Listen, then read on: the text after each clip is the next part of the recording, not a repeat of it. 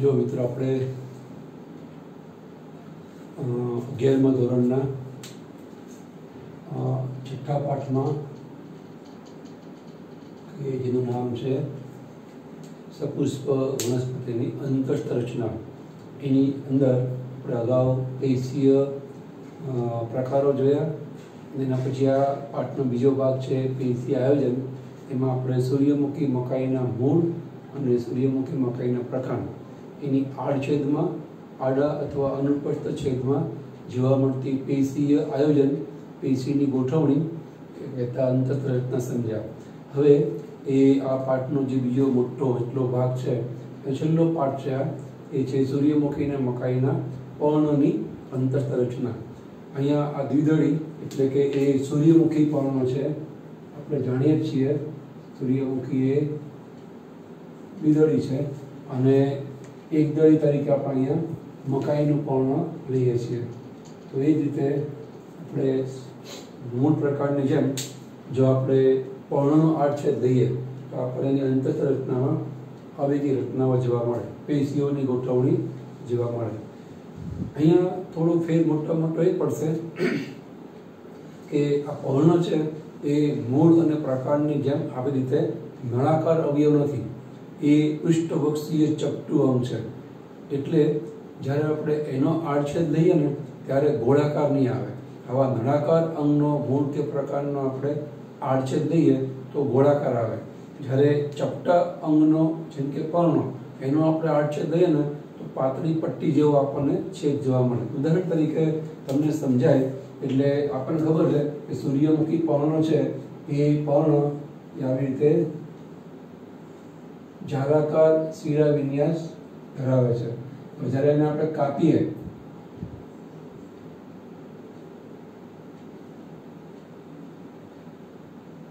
આપણને કંઈક આવું જોવા મળે. પર્ણની થોડી જાડાઈને અહીંયા તમને બતાવી છે. પહેલી વખતના રેઝરથી કે બ્લેડથી આપણે કાપીએ છીએ. હવે બીજી વખત જ્યારે આપણે કાપીએ ત્યારે એનો છેદ છે એ કંઈક આ રીતનો આપણને જોવા મળે.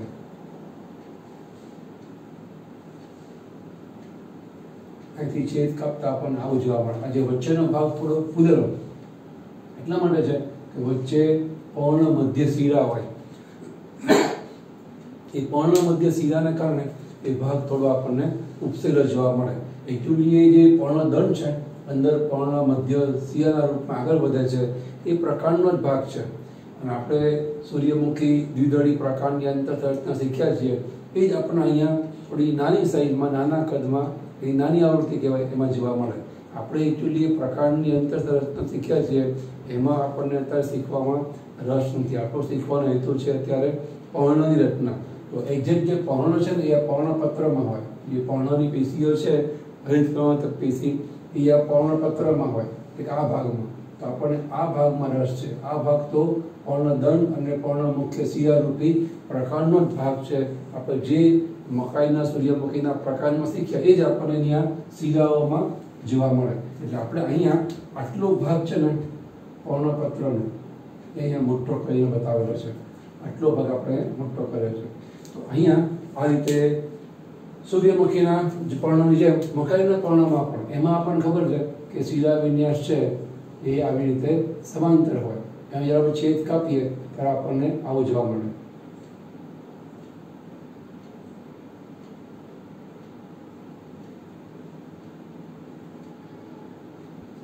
એનું પણ છેદ લઈએ ત્યારે આપણને આવું જોવા મળશે. અને એની અંદર પણ આપણે આટલો ભાગ છે એ મોટો કઈ બતાવે છે કારણ કે મુખ્ય શિરા કે મધ્ય શિરા છે એ પ્રકારનો જ ભાગ કહેવાય. અહીંયા આપણે જ્યારે પર્ણનો આડછેદ લઈએ છીએ દ્વિદળી સૂર્યમુખી કે દ્વિદળી મકાઈમાં આમાં જાળાકાર શિરા વિન્યાસ હોય, આમાં સમાંતર શિરા વિન્યાસ હોય, ત્યારે જે પર્ણપત્રવાળો ભાગ છે એને આપણે થોડો અહીંયા મોટો કરીને બતાવ્યો છે.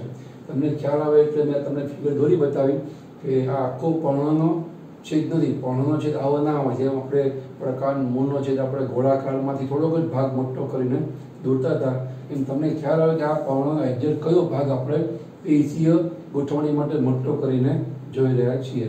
તો અહીંયા આપણને આવી રચનાઓ જોવા મળશે. એની અંદર પણ મકાઈના સૂર્યમુખીના મૂળ પ્રકારની જેમ જ જે કંઈ પેશીય ગોઠવણી જોવા મળે એને આપણે એ 3 વિસ્તારમાં વહેંચીએ છીએ: અધિસ્તરીય, આધાર અને સંવહન પેશીય તંત્ર.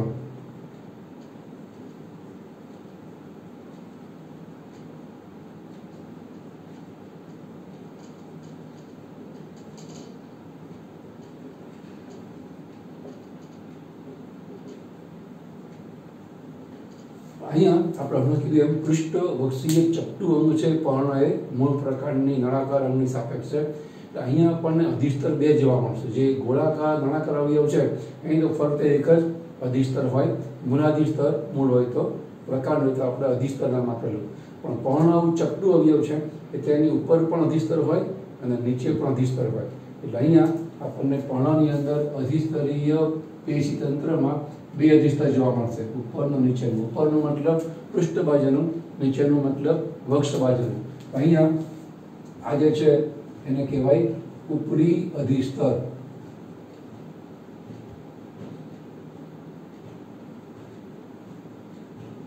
અને પ્રકારની જેમ જ પર્ણ પણ હવાઈ અવયવ છે એટલે અહીંયા આપણને ક્યુટિકલ તો જોવા મળશે. ક્યુટિકલ એ હવાઈ અવયવોનું પાણી માટે અપ્રવેશી લેવું મીણનું પડ છે, જેના કારણે અંગો હવાના ભેદથી કોહવાયેલી સડે નહીં. એ ઉપરાંત જેમ પ્રકારનું રોમ હોય, અહીંયા પણ આપણને બહુકોષીય એવા પર્ણ રોમ છે એ જોવા મળશે. એ ઉપરાંત પર્ણ એ હવાઈ અવયવ છે એટલે આપણને એની અંદર ઘણા બધા છિદ્રો જોવા મળે, જેને કહેવાય પર્ણરંધ્ર. અને પર્ણરંધ્રનું રક્ષણ કરતા 2 તરફ વિશિષ્ટ પ્રકારના આવી રીતે એક જોડ રક્ષક કોષો હોય. એટલે આ જે છે એ એના રક્ષક કોષો છે.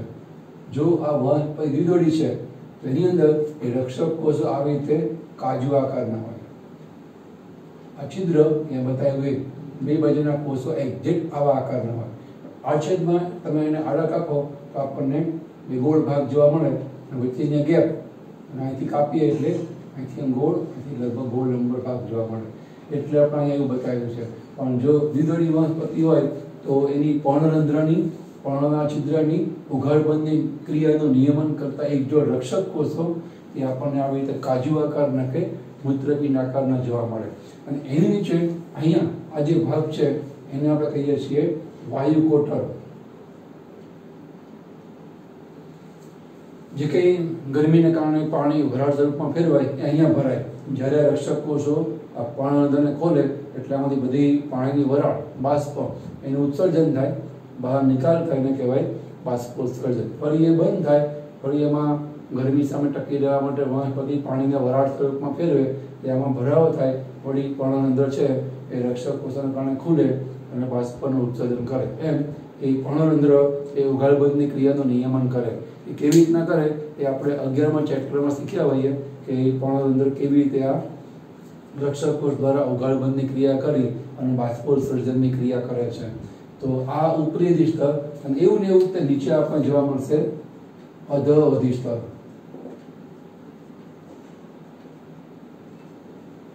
તમે ધ્યાનથી જુઓ તો તમને ખ્યાલ આવશે કે જે ઉપરી અધિસ્તર છે એની જે ગોઠવાયેલી પેશી એકદમ સઘન છે. એમાં મેં ક્યાંય આંતરકોષીય અવકાશ બતાવ્યો નથી. એની સામે જે અધ અધિસ્તરની ઉપર ગોઠવાયેલી પેશી છે એમાં પુષ્કળ આંતરકોષીય અવકાશ આપણને જોવા મળે છે. એટલે પર્ણને નીચેની સપાટીએથી અધ અધિસ્તર તરફથી બાષ્પોત્સર્જન કરવા માટે વિપુલ તકો છે. એટલે ત્યાં પર્ણરંધ્ર પણ વધારે બતાવ્યા છે. પાઠ્યપુસ્તકમાં કદાચ એ ભેદ આપણને જોવા ના મળે. ઇવન કદાચ મારા ખ્યાલથી પાઠ્યપુસ્તકમાં આ પર્ણ રોમ પણ બતાવેલા નથી. એકચ્યુઅલી દ્વિદળી વનસ્પતિના પર્ણમાં તો પ્રકારની જેમ જ પર્ણ રોમ પ્રકાર રોમની જેમ હોય જ. અહીંયા આપણને એ ભેદ સ્પષ્ટપણે યાદ અને ખ્યાલ આવે એટલે ફિગરમાં આપણે ઉપરની સપાટીએ કે જ્યાં વાયુ વિનિમયનો અવકાશ, વાયુ વિનિમયની તક બહુ નથી, કારણ કે આંતરકોષીય અવકાશ કોષો વચ્ચે જોવા મળતો નથી, એ ત્યાં પર્ણરંધ્ર ઓછા હોય.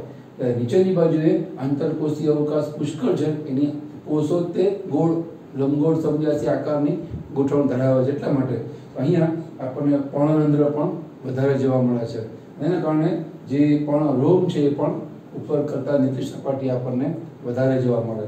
તો આ થઈ અધઃ અધિસ્તરની રચના. અહીંયા એ બીજો પણ એક ફેર છે ઉપરી અને અધઃ અધિસ્તરની વચ્ચે. ઉપરી અધિસ્તર નીચે સઘન ગોઠવાયેલી પેશી છે, અધઃ અધિસ્તરની ઉપર એ શિથિલ ગોઠવાયેલી પેશી છે. એટલે વાયુ વિનિમયનો અવકાશ ઉપરી અધિસ્તર કરતાં અધઃ અધિસ્તરમાં વધારે છે. એની બીજી બાબત ઉલટી છે, જેનો દર છે એ અધઃ અધિસ્તર કરતાં ઉપરી અધિસ્તરમાં વધારે જોવા મળે. એ છે પ્રકાશ સંશ્લેષણનો દર. એનું કારણ શું કે અહીંયા આ સઘન ગોઠવાયેલી જે હરિતકવતક પેશી છે એને આપણે કહીએ છીએ લંબોતક પેશી, અને આ જે છે એને કહેવાય શિથિલોતક પેશી.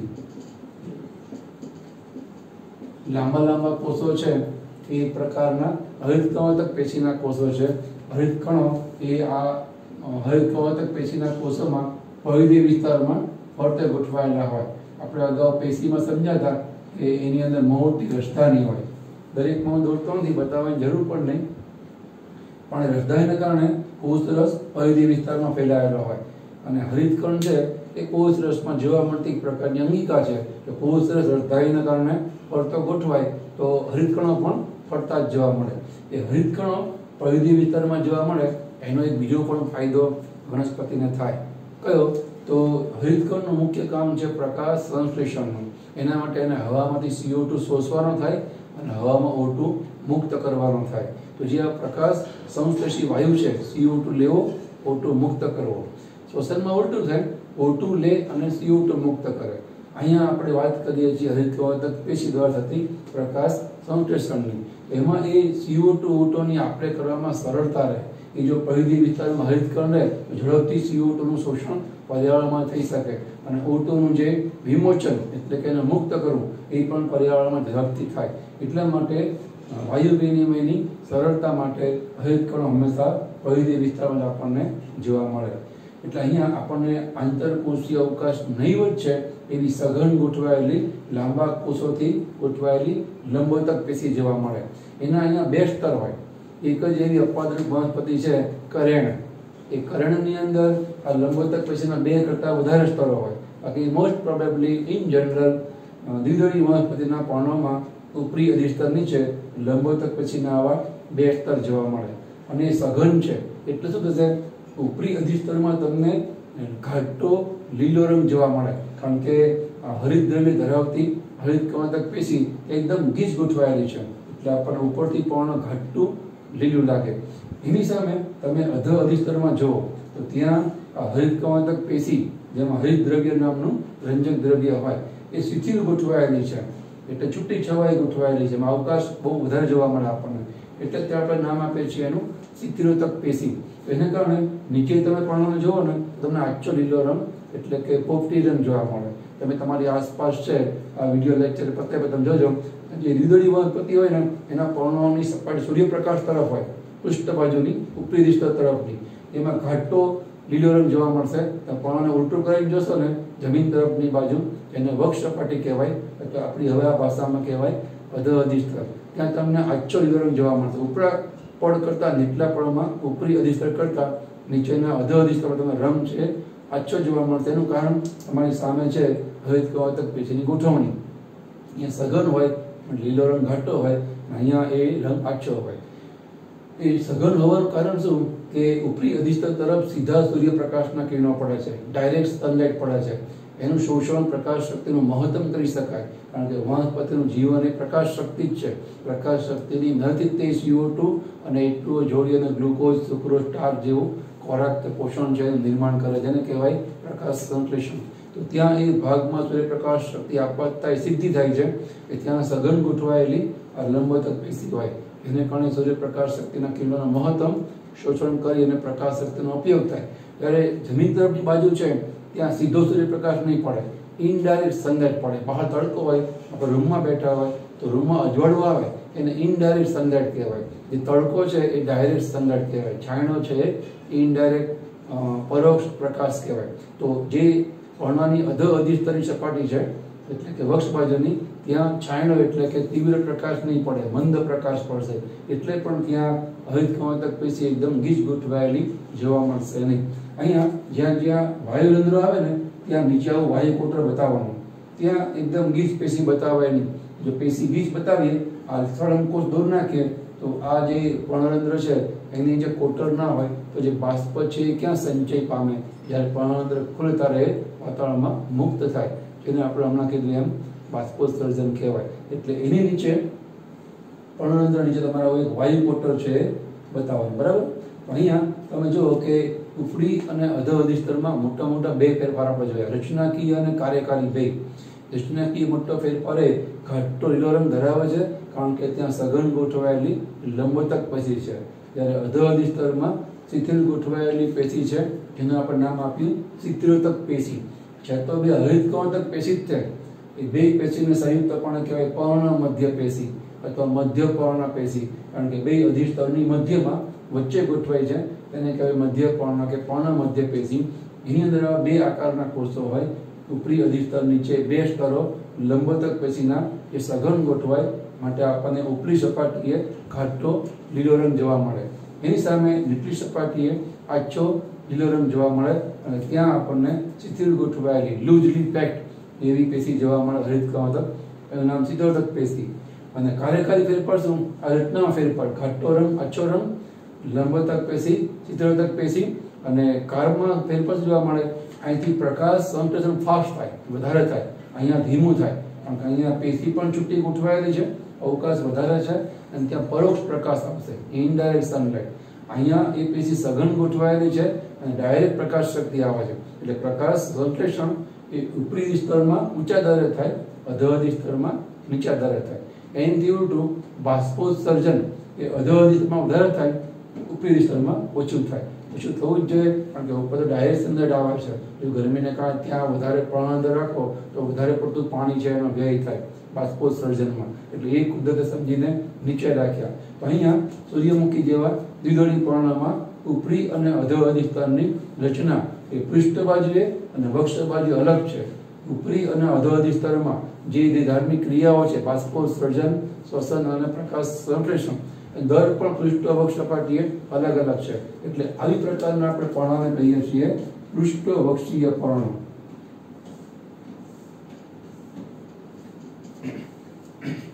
તમને ઘણી વાર પૂછતા હોય છે કે શા માટે દ્વિદળી પર્ણને અથવા સૂર્યમુખી પર્ણની રચનાને આપણે પૃષ્ઠવક્ષીય પર્ણ કહીએ છીએ. એટલા માટે કે પૃષ્ઠવક્ષ તરફ રચના અલગ છે અને કાર્ય તે ધાર્મિક જે ક્રિયાઓ છે અને દર પણ અલગ છે, માટે એને પૃષ્ઠવક્ષીય પર્ણ આપણે કહીએ છીએ.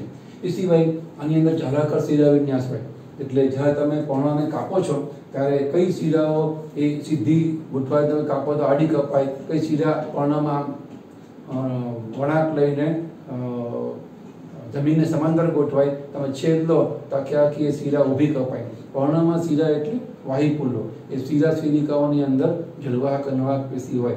તમે જ્યારે એને કાપો છો ત્યારે કઈ શિરા ઊભી કે આડી કપાશે, કોઈ એવા ત્રાસી પણ કપાય, એનો કોઈ મેળ, એનો કોઈ હિસાબ રહી શકે નહીં. તમે પર્ણને 8 છેદમાં કાપો એટલે કેટલી શિરાઓ આડી ઊભી ત્રાસી કપાવવાની.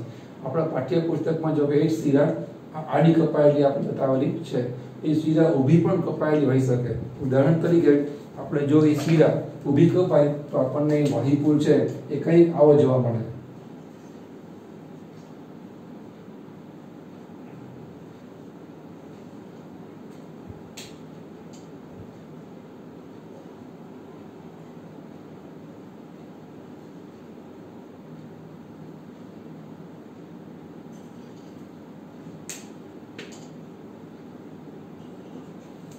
નીચેની બાજુએ અન્નવાહક પેશી જોવા મળે, ઉપરની બાજુએ જલવાહક પેશી જોવા મળે. પ્રકાંડમાં જે વાહિપુલ હોય એ પર્ણમાં જ્યારે આ ટર્ન લે, એટલે આપણે અગાઉ પ્રકાંડમાં શીખ્યા કે અંદરની બાજુ જલવાહક હોય, બહાર અન્નવાહક હોય. એ જ્યારે પર્ણમાં આમ ટર્ન લે, જલવાહક ઉપર આવી જાય, અન્નવાહક નીચે રહે. અથવા અંદર જલવાહક આ બાજુનો વાહિપુલ લઈએ, આ બાજુ ડાળીની વાત કરીએ તો અંદર જલવાહક ને બહાર અન્નવાહક હોય, એ પણ આમ ટર્ન લે, પર્ણમાં જલવાહક ઉપર આવી જાય, અંદરની બાજુની ઉપર આવી જાય, અન્નવાહક જે બહાર છે એ પર્ણમાં નીચે આવે. એટલે અન્નવાહક પેશી આપણે પર્ણમાં નીચે બતાવીએ છીએ, જેને આપણે ચાળની નલિકા, ચાળની પટ્ટિકા વગેરે ઘટકોને ઓળખ્યા છીએ. અને ઉપરની બાજુ આપણને જોવા મળશે એ જલવાહક પેશી જોવા મળે. જલવાહક પેશીમાં આપણે લિગ્નિનનું સ્તુલન બતાવ્યું છે. રીંગોનો મતલબ થાય વલયાકાર સ્તુલન. એ રીંગો આપણે જોઈન કરી નાખી એને કહેવાય કુંતલાકાર સ્તુલન. એ સિવાય એમાં સોપાનાકાર સ્થૂલન, પછી જાલાકાર સ્થૂલન, ગર્તાકાર સ્થૂલન, પરિવેશિત ગર્તાકાર સ્થૂલન, એ ક્રમમાં આપણને લિગ્નિનનું સ્થૂલન એટલે કે લિગ્નિનની જમાવટ એ જલવાહક પછી અંદર દિવાલો ઉપર જોવા મળે. આ જ ક્રમમાં જોવા મળે વલયાકાર, પછી કુંતલાકાર, પછી સોપાનાકાર, પછી જાલાકાર, ગર્તાકાર અને પરિવેશિત ગર્તાકાર. તો એવી આપણે જલવાહક પછી પર્ણમાં પણ બતાવવાની. આ વાહિપુલ કે સીધા ઊભી કપાઈ છે, આ રીતે આમ, આ જે છે આમ કપાય છે, એટલે આ વાહિપુલ આડો કપાયેલો છે. એટલે અહીંયા સૂર્યમુખી પર્ણમાં સીધા વિજ્ઞાન જાલાકાર છે, તો કોઈ સીધા આડી ઊભી રાશિ કપાય, કોઈ વાહિપુલ આડો કે ઊભો કપાયો જોવા મળે. વળી એક લાઈનમાં પણ ના હોય, ઉપર નીચે પણ હોય, કારણ કે શીરાઓ તો જાલાકાર ગોઠવાયેલી હોય, એ અંદર અસ્તવ્યસ્ત ગોઠવાયેલી હોય. તમે છેદ કાપો એટલે બધા વાહિપુલો એક લાઈનમાં એક રેખાસ્થ નાય હોય. તો આટલી વસ્તુ આપણે સૂર્યમુખીના પર્ણની અંતસ્તર રચનામાં વર્ણન કરવાની. આપણે વાત કરી અધિસ્તરીય પેશીમાં ઉપરી અને અધઃઅધિસ્તર, પછી આધાર પેશીમાં પર્ણ મધ્ય પેશી, તેમાં બે ભાગ જોવા મળે, લંબોતક અને ચિત્રતક, એટલે એને પૃષ્ઠવક્ષીય પર્ણ કહેવાય.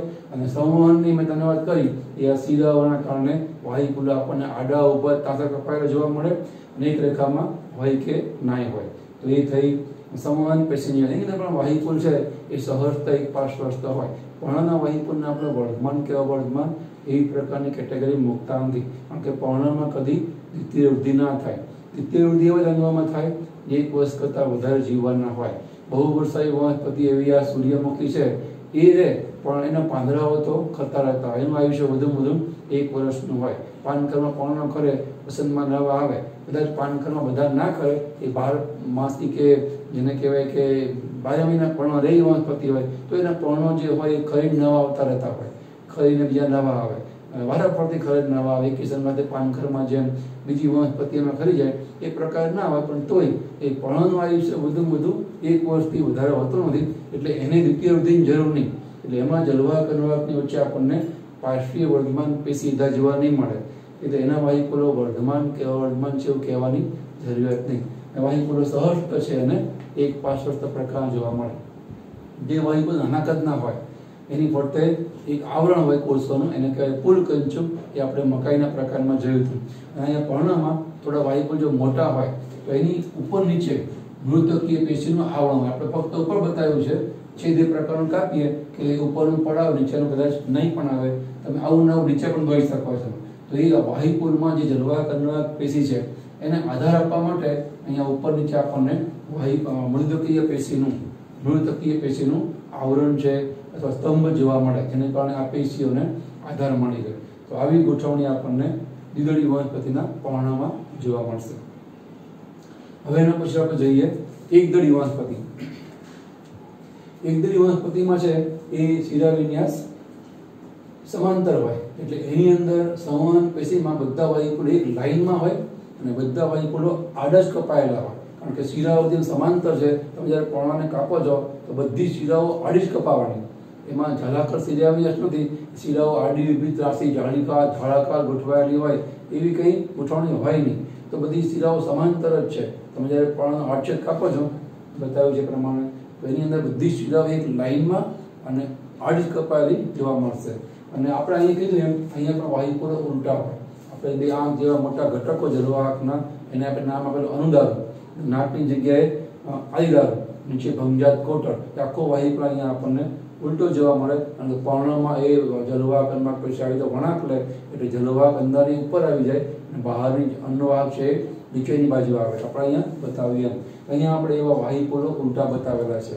એ વાહિપુલો પણ જો નાના હોય તો આની જેમ એની ફરતે મૃતકીય પેશીનું પુલકંચુક કે આવરણ હોય, અને થોડા વાહિપુલો મોટા હોય તો એની ઉપર નીચે બે અધિસ્તર સુધી, અહીંયા પણ ઉપરી અને અધિસ્તર કહેવાય, એ બે અધિસ્તર સુધી લંબાયેલું મૃતકીય પેશીનું આપણને આવરણ, આધાર આપતું સપાટી આવરણ છે એ જોવા મળે, જે આ વાહિપુલોમાં રહેલા જલવાહક અનુવાહક આધાર. અહીંયા આપણે આ અનુવાહક બતાવ્યું છે, અણુદારું, આઈદારું, ભંજાત કોટર, ફરતે રહેલા મૃતકીય કોષો. તો ટૂંકમાં આવી રીતે અહીંયા વાહિપુલ આપણને ઉલટા જોવા મળે, આડા કપાયેલા જોવા મળે, એક રેખાસ્થ જોવા મળે. તો આ થઈ મકાઈના એકદળી પર્ણની સંવહન પેશી રચના. તો જોઈએ અધિસ્તરીય પેયતંત્ર. અહીંયા પણ આપણે હમણાં કીધું એમ અધોઅધિસ્તર પર્ણમાં અને ઉપરની બાજુ જોવા મળશે આપણને ઉપરી દિષ્ટ.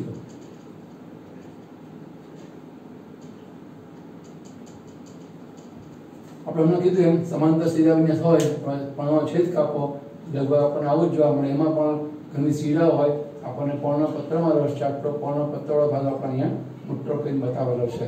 તો અહીંયા સૂર્યમુખીના પર્ણની જેમ આપણને ઉપરી અને અધોઅધિષ્ઠ જોવા મળે છે. અહીંયા પણ આપણને આ પર્ણરંધ્ર જોવા મળશે અને અહીંયા એનું રક્ષણ કરતા પર્ણરંધ્રની ફોલ્ડબંધની ક્રિયાનું રક્ષણ કરતા જે રક્ષક કોષ જોવા મળે છે. એ રક્ષક કોષ છે ને એ આવી રીતે ડમ્બેલ આકારના હોય. તમારે કાપો એટલે આનો છેદ ગોળ આવે, આનો પણ ગોળ આવે, એકમાં ગેપ એને આપણે પર્ણરંધ્ર આપીએ છીએ. અહીંયા પાણી જેમ જ્યાં જ્યાં પર્ણરંધ્ર આવે ત્યાં આપણે વાયુ કોટર છે આવી રીતે બતાવીએ છીએ. આ છે એને કહેવાય વાયુ કોટર, કારણ કે એમાં જ તે બાષ્પ પાણીની ભેગી થાય. જ્યારે પર્ણરંધ્ર ખોલે એટલે એનો નિકાલ થાય, જેને આપણે કહીએ છીએ બાષ્પોત્સર્જન. અહીંયા એક જોડ રક્ષક કોષો કાજુ આકારના જોવા મળે. અહીંયા પણ એક જોડ રક્ષક કોષ છે આવી રીતે ડમ્બેલ આકારના જોવા મળે. અહીંયા એક ડમ્બેલ આકાર રક્ષક કોષની બાજુમાં નાના ત્રિકોણ આકારના પણ કોષો આપણને જોવા મળે. એને કહેવાય સહાયક કોષો.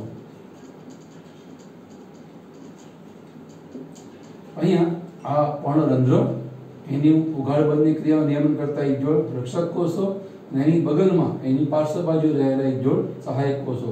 આ ત્રણેયને ભેગા કરો ને એને કહેવાય વાયુ રંધ્ર પ્રસાધન. વાયુ રંધ્ર પ્રસાધનમાં કોનો સમાવેશ થાય એવું એમસીક્યુમાં અગાઉ પૂછાયેલું છે. તેમાં 3 ઘટકોનો સમાવેશ થાય. વાયુ રંધ્ર પ્રસાધનમાં એક તો પર્ણરંધ્ર, એક જોડ રક્ષક કોષો અને એક જોડ સહાયક કોષ. ત્રણેય સંયુક્ત રીતે કહેવાય વાયુ રંધ્ર પ્રસાધન. અહીંયા આપણને સહાયક કોષ જોવા મળે. એવા સહાયક કોષ દ્વિદળીમાં આપણને જોવા ના મળે. અહીંયા રક્ષક કોષ છે એ કાજુ આકારના હોય, અહીંયા રક્ષક કોષ છે ડમ્બેલ આકારના આપણને જોવા મળશે. આ અધિસ્તરની અંદર આટલો ફેરફાર જોવા મળે. ઉપરાંત તમે જો અહીંયા આપણે બહુકોષિક પર્ણરોમ બતાવેલા છે. અહીંયા મેં તમને ક્યાંય પર્ણરોમ બતાવેલા નથી. આ જે દેખાય છે એ પર્ણરોમ નથી, આપણે એને કહીએ છીએ વક્રરોમ. અહીં આમ વાંકા છે એ રીતે આપણે એને કહીએ છીએ વક્રરોમ. પર્ણરંધ્ર નથી, પર્ણરોમ નથી. અહીંયા આપણે પર્ણરોમ પણ જોવા મળશે નહીં. તો આટલી રચના લગભગ આપણને એમાં સરખા જેવી જોવા મળે. એ સિવાય બીજો મોટો ફેરફાર એ કે અહીંયા ઉપરી વિસ્તારમાં અમુક અંતરે આવા કોષ સમૂહ જોવા મળે. 3 થી 5 ની સંખ્યાના કોષ સમૂહ, જેને આપણે કહીએ છીએ ભેજગ્રાહી કોષ અથવા તો એને મોટર સેલ પણ કહેવાય.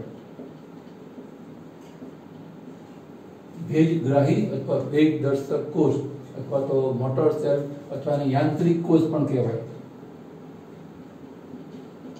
હોય એમ છે એટલે અહીંયા પણ ઉપરી અને અધર સ્તરમાં આપણને ક્યુટિકલનો પડ તો જોવા મળશે જ તે, પણ ઉપરી સ્તરમાં આપણને આવા કેટલાક યાંત્રિક કોષ જોવા મળે 3 થી 5 7 ની સંખ્યામાં. એની ઉપર ક્યુટિકલનો પડ ના હોય અને યાંત્રિક કોષની પાર્શ્વ બાજુએ બે બાજુએ એક એક આવી રીતે કંટકની જેમ ગોઠવાયેલા હોય. એને કહેવાય વક્રરોમ. જો કે બે રચના આપણને માઇક્રોસ્કોપમાં જોવા મળતી સૂક્ષ્મદર્શી રચનાઓ છે. નરી આંખે આમાં આપણને કંઈ દેખાય નહીં, પણ જ દેખાય. તમે એને છેદ દઈને માઇક્રોસ્કોપમાં જુઓ ત્યારે રચનાઓ તમને જોવા મળે. તો હું કાંટા જે રીતના બોલ્યો એટલે તમને એવું ના લાગવું જોઈએ કે મકાઈના પર્ણમાં કાંટા હોય. તમે ઉપલા પડ ઉપર એટલે કે ઉપરી દિશામાં તમે હાથ કરો ને તો તમારા હાથને આ રોમ જે કડક એ વાગે અનુભવાય, તો દેખાય નહીં. અહીંયા એ યાંત્રિક કોષો જે છે આ એની પાર્શ્વ બાજુએ આવી રીતે એક જોડ વક્રરોમ છે ગોઠવાય. આવી રીતના આપણને આ દ્વિદળીમાં જોવા મળતી નથી. એનું કારણ એ છે કે એકદળી વનસ્પતિ છે મકાઈ, એ વનસ્પતિ શુષ્ક વાતાવરણની વનસ્પતિઓ છે. તો એ પાણી બચાવવાનો પ્રયત્ન કરે, બાષ્પોત્સર્જન દર નિયંત્રણમાં લાવવા પ્રયત્ન કરે. એના પર્ણો છે એ આ મકાઈ કે ઘઉં, જુવાર, બાજરી એની જેમ ગાંઠ આંતરવાળું પ્રકાંડ ધરાવે.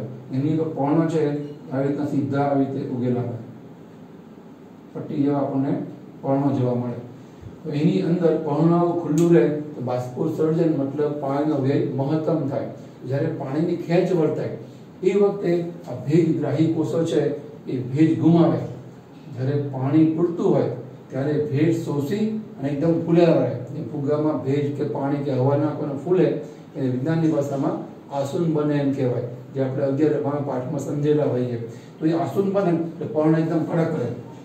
એના પર્ણ આની જેમ વીજળીની જેમ લચકદાર નહીં હોય, ફ્લેક્સિબલ નહીં હોય, એના પર ટટ્ટાર થોડીક જેમ ટોચ આમ વળેલી હોય, એકદમ પર્ણ આમ ટટ્ટાર રહે, લાંબા પટ્ટી જેવા પર્ણ.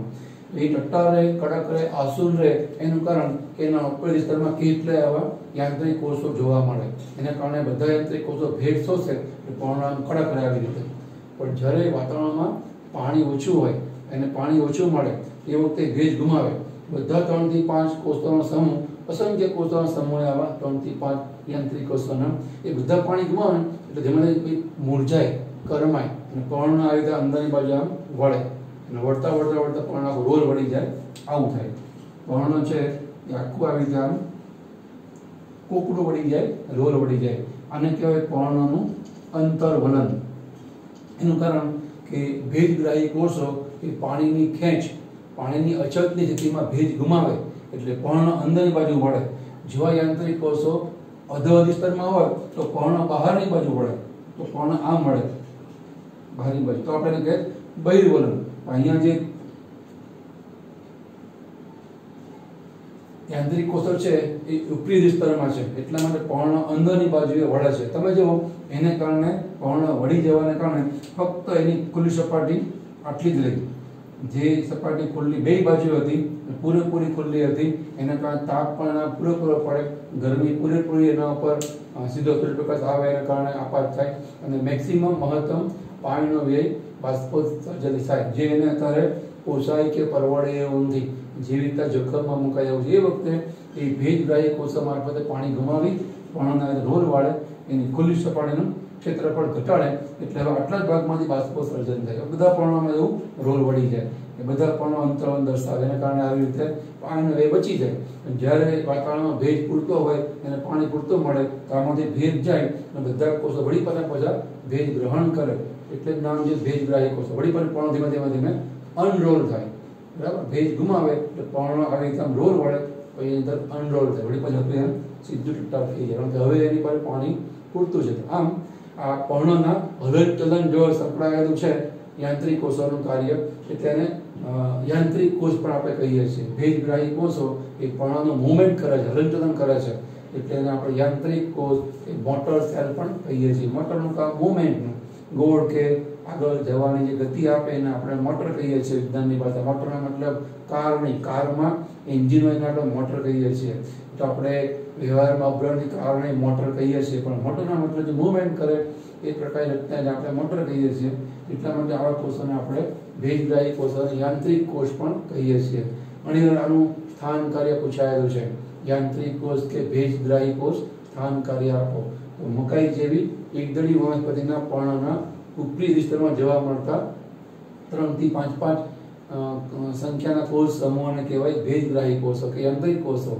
એનું કાર્ય બાષ્પોત્સર્જન ઘટાડવા માટે પર્ણનું અંતરવલન કરી એની ખુલ્લી સપાટીનું ક્ષેત્રફળ ઘટાડે અને બાષ્પોત્સર્જન છે એને નિયંત્રણમાં રાખે કે કાબૂમાં રાખે, એનું મુખ્ય કામ.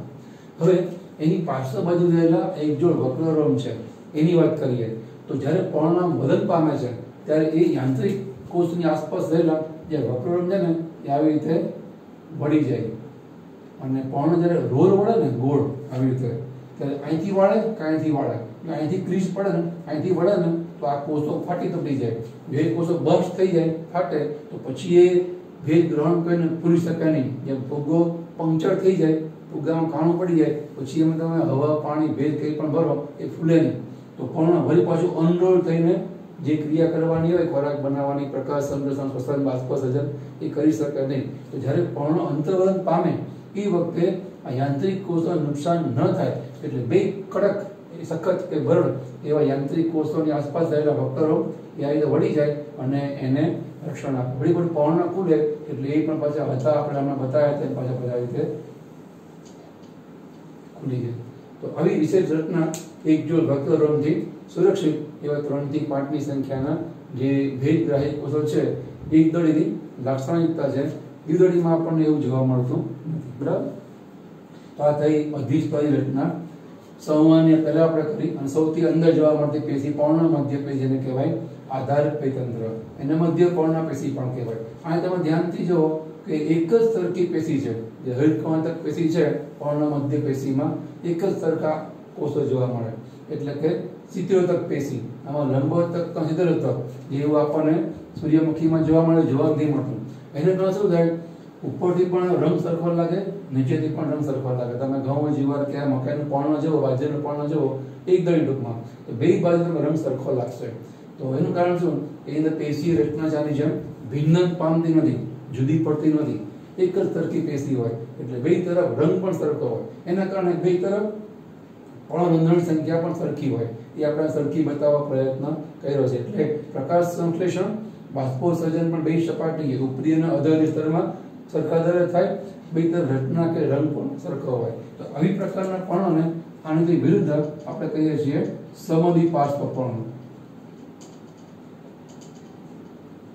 કારણ કે બે બાજુએ પાર્શ્વ બાજુ મતલબ બે બાજુ રચના સમ છે, સરખી છે, એ દરની ક્રિયામાં દર પણ સરખો છે, માટે એને કહેવાય સમદ્વિપાર્શ્વ. આને કહેવાય પૃષ્ઠવક્ષીય પર્ણ. આ આપણને કઈક વાર કારણ તરીકે પૂછાય, બે કમ્બાઈન કરીને શા માટે સૂર્યમુખીનું પર્ણ પૃષ્ઠવક્ષીય અને મકાઈનું પર્ણ સમદ્વિપાર્શ્વ પર્ણ કહેવાય છે. તો તમને એની અંદર શું લખવાનું એનો આઈડિયા આવે. પછી દર વખતે આપણે કરીએ છીએ મૂળ અને પ્રકાંડ છે એની જે રચનાઓ છે એ રચનાઓની કમ્પેરિઝન. તો અહીંયા તમને પૂછાય કે સૂર્યમુખી અને મકાઈ પર્ણની અંતર રચનાની સરખામણી કરો, તફાવત આપો, તો તમને આવડે. પૃષ્ઠવક્ષીય છે, સમદ્વિપાર્શ્વ છે, આની અંદર વાહિપુલો આડા ઉભા તાંસા કપાયેલા હોય, એક રેખામાં ના હોય, અને બધા વાહિપુલો આડા કપાયેલા હોય, એક રેખામાં હોય. આની અંદર લંબોતક શીતળોતક પેશી જોવા મળે. અહીંયા ફક્ત આપણને જોવા મળે શીતળોતક નામની પેશી. અહીંયા બંને સપાટીએ પર્ણ સરખી સંખ્યામાં હોય. અહીંયા ઉપરી સપાટીએ ઓછા, અધર સ્તરમાં વધારે જોવા મળે. અહીંયા આપણને પર્ણરોમ જોવા ના મળે, અહીંયા આપણને પર્ણરોમ જોવા મળે.